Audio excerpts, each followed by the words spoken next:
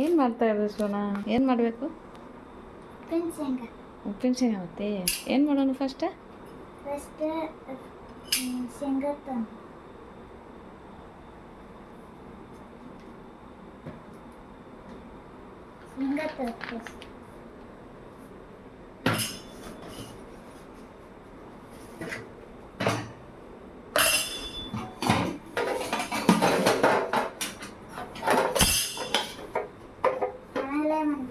Bowl ತಗೋಬೇಕು.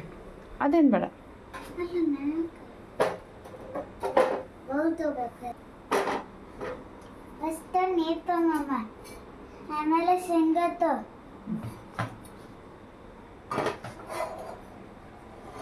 ಶೇಂಗಾ ಉಂಡೆ ಮತ್ತು ಶೇಂಗಾ ಉಪ್ಪಿನ ಶೇಂಗಾ ಎರಡು ಮಾಡತ್ತೀನಿ.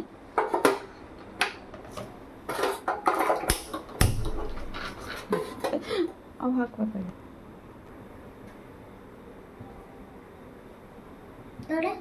ಒಂದು ನಿಮಿಷ.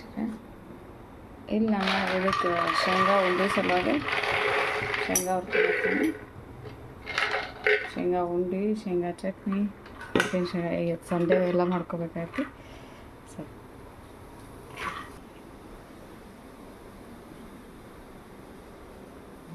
ಮನ್ಯಾಗ ಮಕ್ಕಳಿಗೆ ಈ ಥರ ಸ್ನ್ಯಾಕ್ಸ್ ಮಾಡಿಟ್ರೆ ಚಲೋ ಇದಿರ್ತೈತಿ. ಇವನ ಇಲ್ಲಿ ಶೇಂಗಾ ಎಣ್ಣೆ ತರಕ್ಕೆ ಗಾಣಕ್ಕೆ ಹೋಗಿರ್ತೀನಿ, ಅಲ್ಲಿಗೆ ಶೇಂಗಾ ತರ್ತೀನಿ. ನೋಡಕ್ಕೆ ಸ್ವಲ್ಪ ಸೈಜ್ ಸಣ್ಣ ಇರ್ತವೆ, ಬಟ್ ಚಲೋ ಇರ್ತವೆ. ಇದಕ್ಕೆ 1 ಸ್ಪೂನು ಉಪ್ಪು ಹಾಕ್ಬೇಕು ಕುದಿ ನೀರಿಗೆ. ಆಮೇಲೆ ಕಲಿಸ್ಬೇಕು. ಚೆನ್ನಾಗಿ ಕಲಿತು.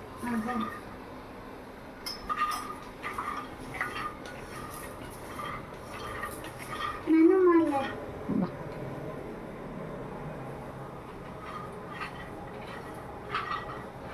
ಇಲ್ಲ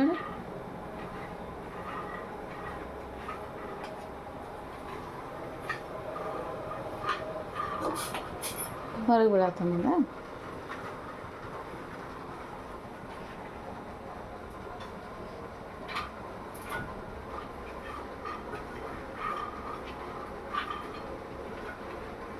ಚಲೋ ಹುರ್ಕೋಬೇಕು, ಯಾಕಂದ್ರೆ ಗರಂ ಇರಬೇಕಾಗುತ್ತೆ.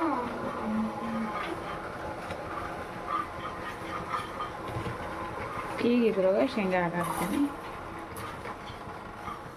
ಒಂದು 5 ನಿಮಿಷ ಕುದಿಸ್ಬೇಕು.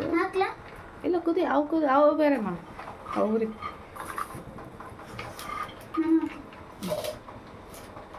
ಹಾಂ.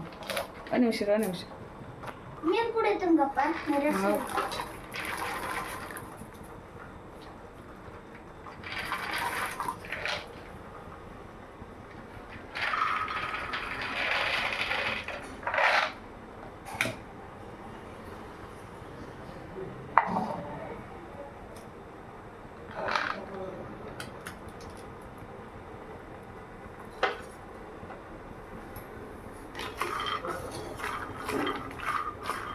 ಇವು ಇಂಥ ಹುರಿದದು ಇದ್ದಾಗ ಕೆಬ್ಬನ ಬಾಳಿಗೆ ಒಳಗೆ ಹುರಿಬೇಕು, ಭಾಳ ಚಲೋ ಆಗ್ತದೆ. ಆದಷ್ಟು ನಾನ್ ಸ್ಟಿಕ್ ಎಲ್ಲ ಅವಾಯ್ಡ್ ಮಾಡಿರಿ. ಇದ್ರೊಳಗೆ ಸ್ವಲ್ಪ ಐರನ್ ಕಂಟೆಂಟ್ ಇರ್ತೈತಿ.